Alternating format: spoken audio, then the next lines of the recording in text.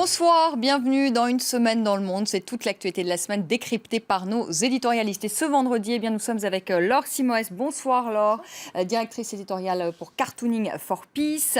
Éric Fotorino, bonsoir, directeur et fondateur de la publication du 1 avec cette une cette semaine. Politique, pourquoi il mente? Alors ça n'a peut-être pas incité les Français à aller voter dimanche. Voilà. Et je vous remonte toujours cette formule du 1. Vous voulez peut-être en dire un mot, Éric Fotorino? Ben oui, on s'attache à un thème et on le déplie, comme vous le faites là à l'instant, Vanessa. Là, il a la tête en bas, mais si on le met de la tête en haut, on voit un très beau dessin de Nicolas Vial de l'autre côté. Voilà, donc c'est chaque fois donner la parole à des experts, à des poètes, à des écrivains sur un thème d'actualité. Voilà, et je vous le recommande, le 1. Merci. Ziad Limam, bonsoir Ziad, bonsoir. Directeur du mensuel Afrique Magazine. On le montrera la semaine prochaine. Exactement. Voilà, pour le mois prochain. Guillaume Perrault, bonsoir. Vous êtes grand reporter au Figaro, maître de conférences sur les institutions politiques à Sciences Po. Une semaine donc marquée par le crash dans les Hautes-Alpes de l'Airbus A320 avec 150 personnes à bord. L'enquête avance. Le copilote n'était pas censé travailler. Il devait être en arrêt maladie. Un arrêt qu'il n'a pas donné à son employeur. Je vous propose ensuite d'écouter le procureur de Düsseldorf. C'était ce vendredi. En ce qui concerne les circonstances, nous avons trouvé des arrêts de travail valables le jour d'avant et le jour même du décès. Ces évaluations confirment l'hypothèse que le disparu a dissimulé sa maladie à son employeur et à ses collègues. Éric Fotorino, le scénario est cauchemardesque. Oui. Vous vous disiez hors antenne que vous aviez pris l'avion ce matin et que vous n'avez pas pu vous empêcher d'y penser quand même. Oui, surtout que j'allais vers Nice, donc dans ces endroits, ciel dégagé. Enfin bon, simplement, effectivement, quand on a connu cette tragédie, on s'est posé des questions, terrorisme, accident, c'est quoi, mais... Penser à ça, c'était difficile. Donc, se dire que... Alors, après, on essaie de rattacher ça à des éléments rationnels, de se dire, est-ce qu'on peut lutter contre l'irrationnel? Et c'est de se dire, est-ce que les pilotes doivent être en effet suivis de façon beaucoup plus systématique sur leur état non pas physique seulement, mais aussi psychologique, puisqu'il y a eu des questions qui ont été posées là-dessus. Mais comme toujours, quand il y a un drame qui survient, une tragédie aérienne, on fait le tour des questions, la checklist des questions, c'est-à-dire de savoir qu'est-ce qui n'a pas fonctionné dans l'avion. Bon, là, finalement, il n'y a rien qui n'a pas fonctionné dans l'avion. Il aurait fallu que le bouton pour baisser et justement pour descendre ne fonctionne pas. Mais malheureusement, il a fonctionné. Tout fonctionnait bien. Mais je pense que ces questions-là, les questions qui surgissent, c'est qu'est-ce qui, aujourd'hui, dans les transports aériens, fait que des avions disparaissent? Parce qu'on a encore tout un tas de questions auxquelles on n'a pas répondu. Des avions qui disparaissent, la Malaysian Airlines, Air Asia à la fin de l'année, etc. Donc voilà, à travers ce drame très singulier, on ne peut pas le rattacher tellement à autre chose, surgissent les questions sur la sécurité aérienne. Ziad Limam, vous avez vécu comment cette semaine? Pas très bien, tous les jours. Pas très bien, comme tous les voyageurs fréquents qui avaient une espèce d'image un petit peu ébréché par des accidents du passé, mais on oublie, on a la mémoire un peu saturée, donc on oublie. Il y a déjà eu des cas de pilotes suicides sur des vols commerciaux, alors contestés, pas très clairs, mais c'est déjà arrivé.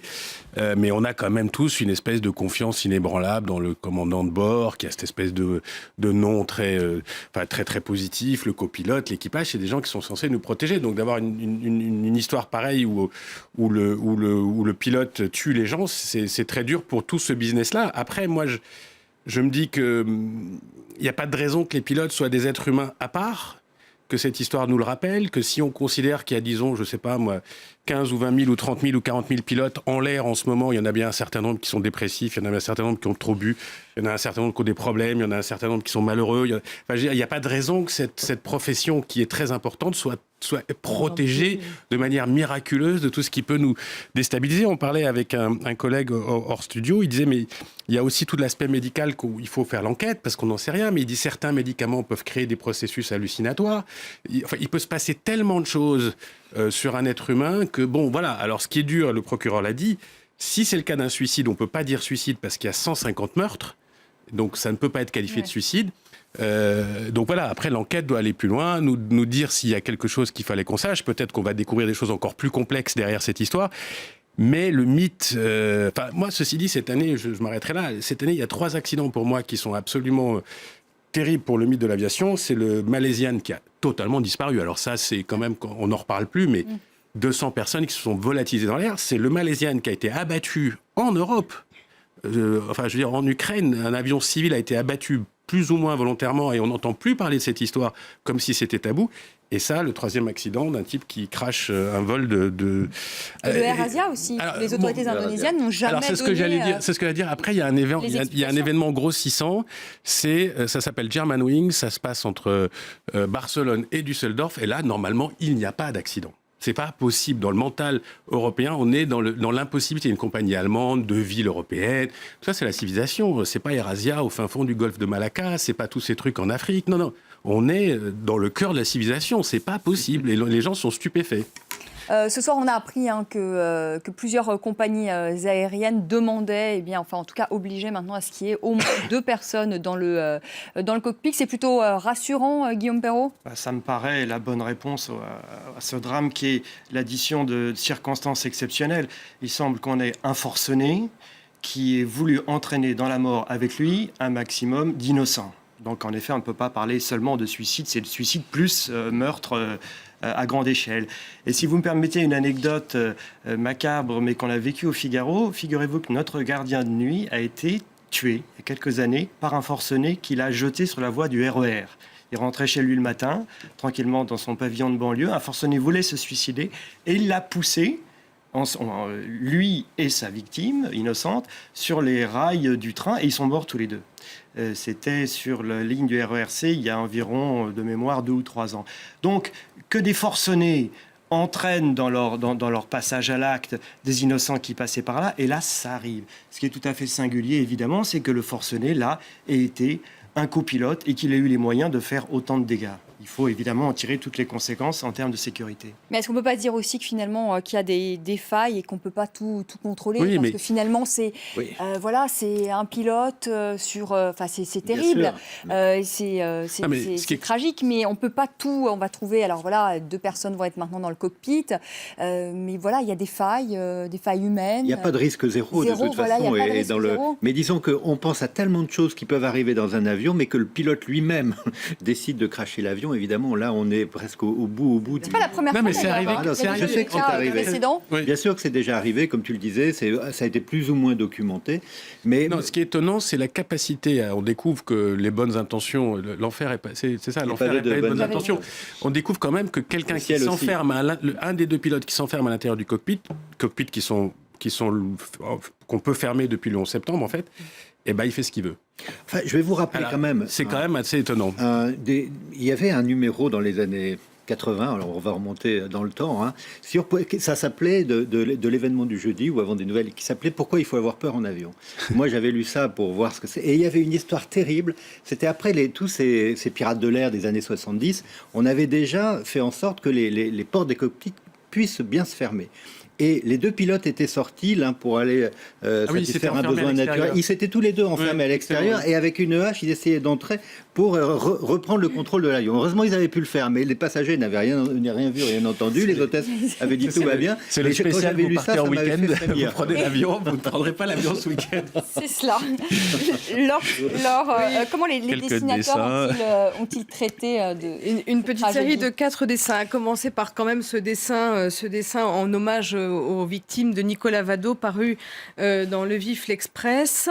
C'est quand même l'Europe qui a été touchée, entre Barcelone, l'Espagne, l'Allemagne, toute l'Europe a quand même été en deuil ces jours-ci. Puis ces derniers jours, au fur et à mesure que l'enquête avançait et qu'on a donc découvert la piste du suicide, ce dessin du dessinateur américain Maureen pour The Miami Herald, et personne d'entre vous n'est fou là-dedans, se demande effectivement un touriste en montant dans l'avion.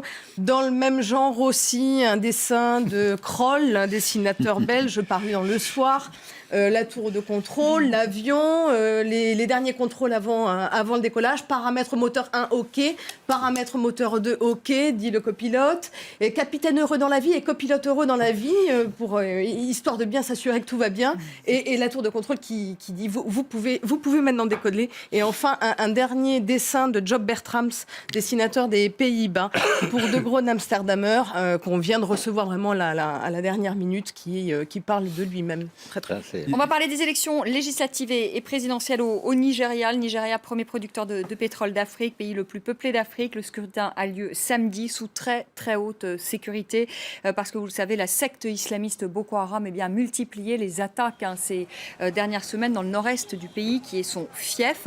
Le scrutin présidentiel opposera deux hommes, le président sortant Goodluck Jonathan à Muhammadu Buhari, les deux hommes qui étaient déjà concurrents lors du dernier scrutin.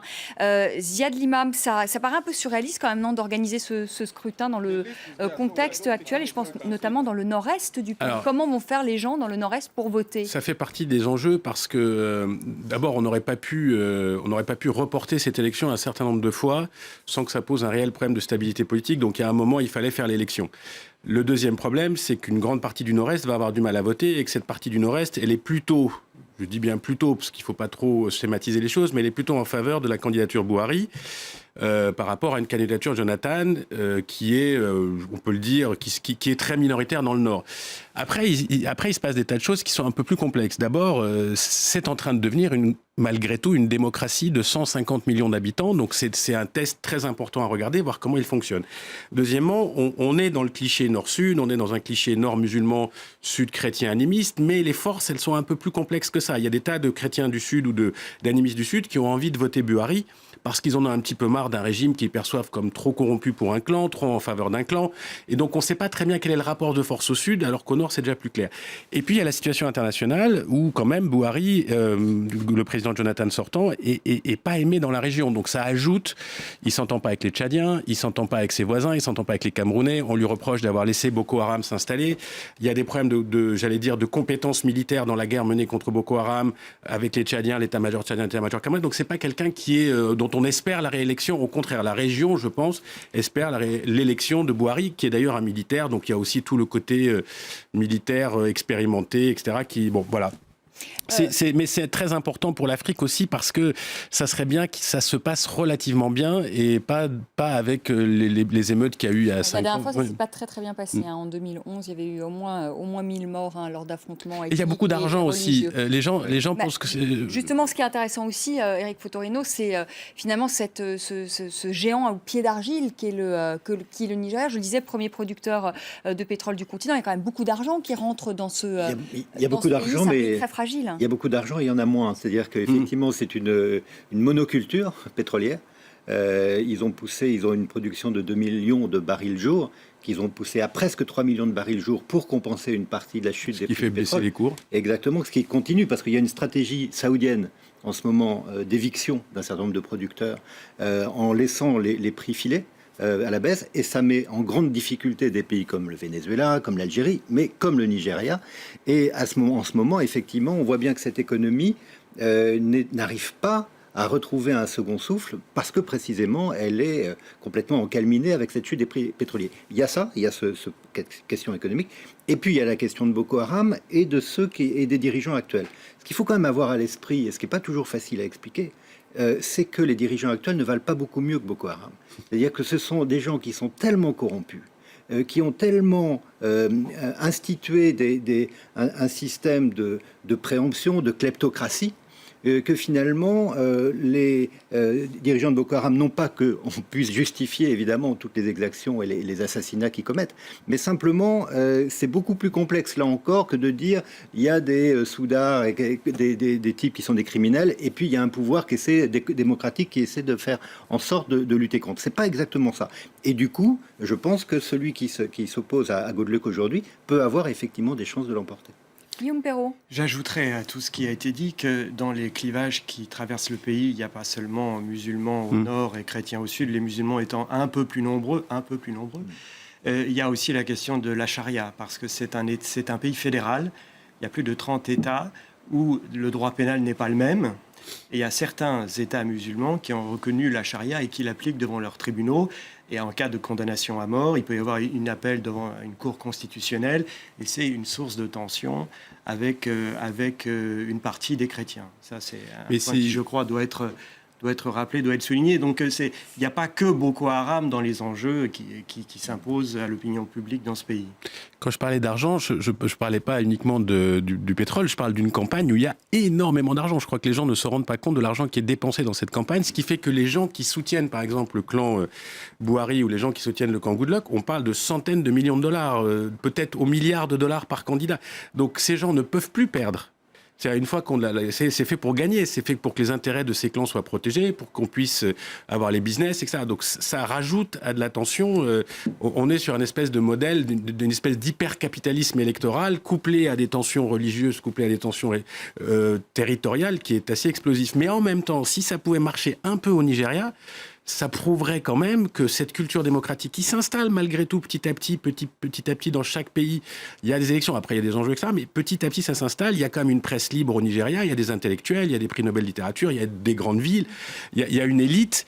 Et donc ce pays peut aller vers plus de démocratie. Il ne faut pas non plus le ramener à sa caricature permanente. Laure. Oui, puis j'entends aussi ce matin à la radio qu'il y avait un mouvement dont j'ai oublié le nom, mais on sent que les jeunes électeurs aussi en ont ras-le-bol et veulent un petit peu problème de génération aussi. nettoyer tout ce processus démocratique et veulent aller vers une bonne gouvernance. Et donc il y a peut-être un petit espoir, mais enfin dans le pire, un dessin, et je m'arrêterai là parce que c'est une thématique qu'on a abordée tellement de fois, Boko Haram. Donc un dessin de Paresh, un dessinateur indien qui vient bien justement résumer cet enjeu électoral avec le pouvoir des urnes d'un côté, vote for Jonathan, vote for Bouhari, ballot power, donc le pouvoir des urnes, et puis de l'autre côté, le pouvoir des balles avec Boko Haram qui est là en menace, mais on peut effectivement espérer que ce scrutin va donner l'occasion aux électeurs de changer un petit peu la donne.